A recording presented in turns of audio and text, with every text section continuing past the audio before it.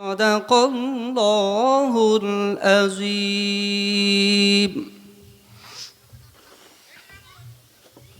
الحمد لله نحمده ونستعينه ونستغفره ونؤمن به ونتوكل عليه ونعوذ بالله من شرور أنفسنا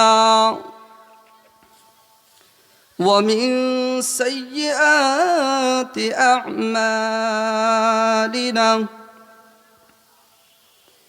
من يهده الله فلا مضل له ومن يضلله فلا هادي له. وأشهد أن لا إله إلا الله وحده لا شريك له. وأشهد أن سيدنا ونبينا وحبيبنا ومولانا محمدا عبده ورسوله أرسله بالحق بشيرا ونذيرا وداعيا إلى الله بإذنه وسراجا منيرا. فقد قال الله تعالى في كلامه المجيد والفرقانه الحميد. أعوذ بالله من الشيطان الرجيم. بسم الله الرحمن الرحيم. ولو ترى إذ وقفوا على النار فقالوا يا ليتنا نرد ولا نكذب بآيات ربنا ونكون من المؤمنين. وقال الله تعالى مخبرا وآمرا إن الله وملائكته يصلون على النبي يا أيها الذين آمنوا صلوا عليه وسلموا تسليما. اللهم صل على سيدنا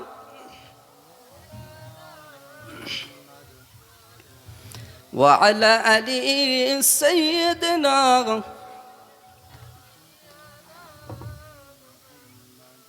رسول الله حبيب الله رسول الله حبيب الله আমার নবীর প্রিয় নাম।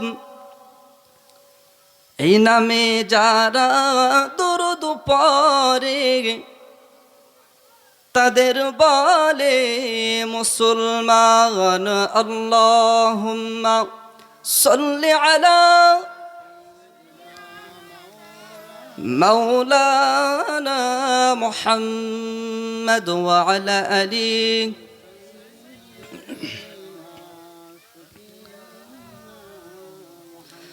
মুহাম্মাদুন বাশারুন ليس كالبشر يقوت حجري ليس كالحجر. اللهم صل على سيدنا وعلى آل سيدنا شفيعنا محمد. الحمد لله. শ্রদ্ধেয় সম্মানিত আজকে জলসার সভাপতি সাহেব এবং মঞ্চে উপবিষ্ট বয়োজ্যেষ্ঠ মুরব্বিয়ানে কেরাম এবং ওলামায়ে কেরাম, এছাড়াও পর্দার অন্তরালে বসে থাকা আম্মাজান, মায়েরা, খালারা, বোনেরা, সকলকে আমি আমার অন্তঃস্থল থেকে শুভেচ্ছা, অভিনন্দন, সালাম, মুবারকবাদ জানাই। আসসালামু আলাইকুম ওয়া রাহমাতুল্লাহ। আলহামদুলিল্লাহ, সমস্ত প্রশংসা, সমস্ত তারিফ সে মহান স্রষ্টার দরবারে, যিনি অক্ষয়, অব্যয়, অবিনশ্বর, রাজাধিরাজ, সর্বশক্তিমান, অনন্ত অসীম, দয়ালু, কৃপাবান, সমগ্র সৃষ্টিজীব যার করে গুণগান, যার বিনা অনুমতিতে চন্দ্র সূরজ উদিত হয় না, অস্ত্র যায় না, সে মহান স্রষ্টার দরবারে আমরা সকলে প্রাণ খুলে শুকরিয়া জানাই, বলি আলহামদুলিল্লাহ। তারপরে পরে জানাই সে মহামানবীর প্রতি শতকোটি দরুদ ও সালাম, শান্তির ধারা বর্ষিত হোক। বিধাতার পরে যার স্থান, মাকামে মাহমুদের অধিকারী যিনি, কুরআন যার ফিতরাত, আয়াত যার পোশাক, কোরআন ও হাদিসের পাতায় পাতায় যার শান, মান, মর্যাদা সম্পর্কে বর্ণনা করা হয়েছে। যে নবী দাঁড়াইলে আসমান গর্ববোধ করে, যেই নবী বসিলে ধরণী আনন্দ উপলব্ধি করে,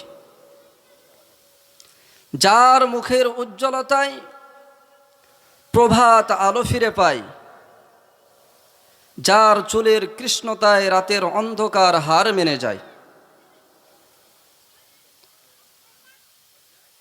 যেই নবী হাসিলে জান্নাত সৌন্দর্য ফিরে পায়, যেই নবী কাঁদিলে জাহান্নাম ভয় পায়, যার চরম পরশে নরকবাসী স্বর্গবাসী হয়ে যায়। আমার আপনার সেই প্রাণ প্রিয় রসুলের প্রতি শতকোটি দরুদ ও সালাম, শান্তির ধারা বর্ষিত হোক। সকলে বলি সাল্লাল্লাহু আলাইহি ওয়াসাল্লাম। আমার আব্বাজান ভাইয়েরা, আজকের এই যে মাহফিল আপনারা দিয়েছেন অনেক পরিশ্রম করে, অনেক মেহনত করে, কিন্তু শুধু মাহফিল দিলেই তো হবে না, মাহফিলে আসতে হবে, বসতে হবে, কিছু উপদেশ গ্রহণ করতে হবে, সেই মোতাবেক নিজের জীবনটাকে গঠন করার চেষ্টা করতে হবে। মাহফিল দিয়েছেন আপনারা, এটা ভালো জিনিস, কেননা আল্লাহ পাক রব্বুল আলামিন পবিত্র কোরআন পাকের ভিতরে বলেছেন, ওয়াতাওয়ানু আলাল বিররি ওয়াত্তাকওয়া, যে তোমরা কল্যাণপূর্ণ কাজে, কল্যাণজনক কাজে এবং তাকওয়াজনক কাজে তোমরা একে অপরকে সহযোগিতা করো। তো আপনারা এখানে অনেক মেহনত করে সকলে মিলেমিশে এই মাহফিল দিয়েছেন, তো এটাকে সার্থক করে তোলার জন্য এদিক সেদিক ঘুরে ফিরে না বেরিয়ে, বসে না থেকে মাজমায় এসে বসে যান। আমার আব্বাজান ভাইয়েরা, আমি পবিত্র কোরআন পাকের অসংখ্য আয়াতের মধ্যে থেকে নিয়ে একটা আয়াত আপনাদের সম্মুখে পরিবেশন করেছি। যেই আয়াতের ভিতরে মহান রব্বুল আলামিন বলেছেন, এই যে দুনিয়ার জিন্দেগিটা, এটা কিন্তু ক্ষণস্থায়ী, আমরা সকলেই জানি। এখান থেকে আমাকে আপনাকে বিদায় নিয়ে চলে যেতে হবে। তো আমরা যেটাকে বলি ভবিষ্যৎ, আমরা অনেকে বলি ছেলে মেয়ের ভবিষ্যৎ আছে, তাদের ভবিষ্যৎ আমাদের গড়ে দিয়ে যেতে হবে। মূলত আসল ভবিষ্যৎ হলো সেটা আখিরাত, কথা ঠিক কিনা? অনন্তকালের জিন্দেগি যেটা, সেটাই হলো আসল ভবিষ্যৎ আমাদের, যেটা কখনো শেষ হবে না। তো মহান রব্বুল আলামিন এখানে আমাদের উপর অত্যন্ত দয়া করেছে, অত্যন্ত দয়া করেছে, যার কারণে আল্লাহ পাক রব্বুল আলামিন আমাদেরকে পবিত্র কোরআনুল কারিমের ভিতরে ঘোষণা করে জানিয়ে দিয়েছেন, বান্দা দুনিয়াতে আমি তোমাদেরকে পাঠিয়েছি শুধুমাত্র ইবাদত বন্দিগি করবার জন্য। তো এই দুনিয়াতে এমনভাবে ইবাদত বন্দিগি করো, এমনভাবে জীবনটা কাটাও যে তোমাদের ইহকাল এবং পরকাল দুটোই যেন কল্যাণজনক হয়। আমার আব্বাজান ভাইরা, আল্লাহ পাক রব্বুল আলামিন পবিত্র কোরআনুল কারিমে বলেছেন যে আখিরাতে আসার পরে মানুষ যখন মারা যাবে, কঠিন ময়দানে মাহশরের দিনেতে মানুষ মারা যাওয়ার পরে সেখানে গিয়ে কিছু জিনিসের জন্য আফসোস করবে, কিছু জিনিসের জন্য মানুষ সেখানে গিয়ে আফসোস করবে। তো সেই যে কারণে আমরা মানুষ সেখানে গিয়ে আফসোস করবে, রব্বুল আলামিনের সেই কারণগুলো পূর্বেই আমাদেরকে জানিয়ে দিয়েছে। আচ্ছা, স্কুলে আমাদের ছেলেরা মেয়েরা পড়াশোনা করে, তারা স্কুলে পড়াশোনা করে, মাস্টার তাদের পরীক্ষার আগে তাদেরকে বলে দেয়, কিছু প্রশ্ন দাগিয়ে দেয় উত্তর, যে এই এই প্রশ্নগুলা পরীক্ষায় আসতে পারে। আসল মাস্টার যদি মাস্টারের মতো হয়, তাহলে ছেলে মেয়েদেরকে এই উপকারটুকু সে করে, বলে যে এইগুলো আসতে পারে, তোমরা এইগুলো দেখে রাখবা। এর কারণে কি হয়, তাদের পরীক্ষাটা দেওয়া সহজ হয়ে যায়। কথা ঠিক কিনা আমার আব্বাজান ভাইয়েরা? মহান রব্বুল আলামিন এই জিনিসগুলো না বললেও পারতেন। রব্বুল আলামিন এরপরেও আমাদেরকে জানিয়ে দিয়েছে, বান্দা এই এই কারণে তোমাদেরকে এখানে এসে আফসোস করা লাগতে পারে, আফসোস করা লাগবে, যার কারণে আল্লাহ রব্বুল আলামিন আগে থেকেই জানিয়ে দিলেন। এতে আমাদের উপকার হলো নাকি ক্ষতি হলো? উপকার হলো, যে এই কারণে তোমাদের আফসোস করা লাগতে পারে। বান্দা জীবনটাকে এমনভাবে গঠন করো যাতে করে এখানে এসে তোমার আফসোস না করতে হয়।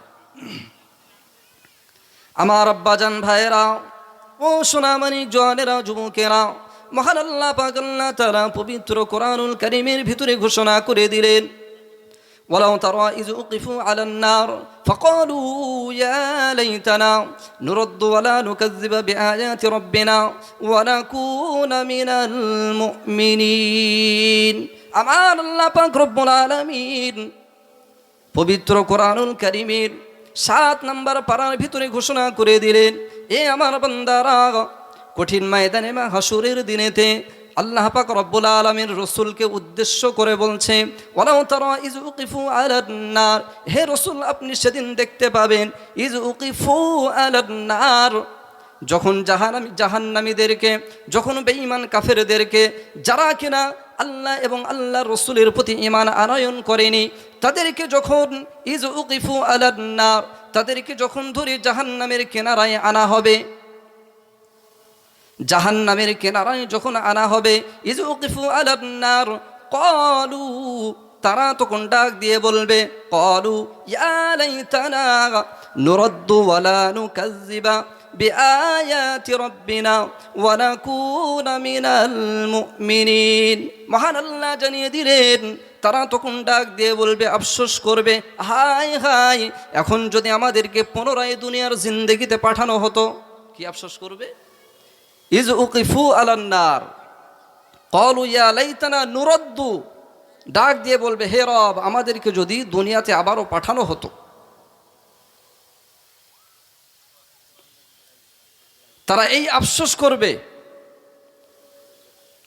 ওয়ালা নুকাযযিবা বিআয়াতি রাব্বিনা, তখন তারা ডাক দিয়ে বলবে, আবার যদি দুনিয়ার জিন্দেগিতে আমাদেরকে পাঠানো হতো, ওয়ালা নুকাযযিবু বিআয়াতি রাব্বিনা, আল্লাহ পাক রব্বুল আলামিনের নিদর্শন সমূহকে আমরা অস্বীকার করতাম না, আমরা মিথ্যা বলতাম না।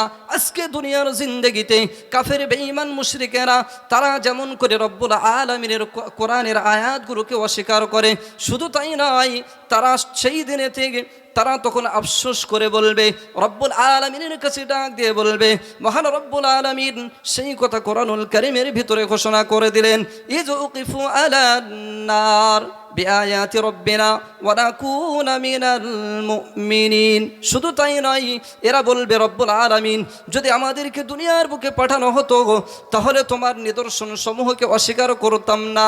শুধু তাই নয়, আমরা ওয়া নাকুনা মিনাল মুমিনিন পরিপূর্ণ মুমিন হয়ে যেতাম। তখন বলবে যে আমরা পরিপূর্ণ মুমিন হয়ে যেতাম। আমাদেরকে যদি আবার দুনিয়ায় পাঠানো হতো, কখন?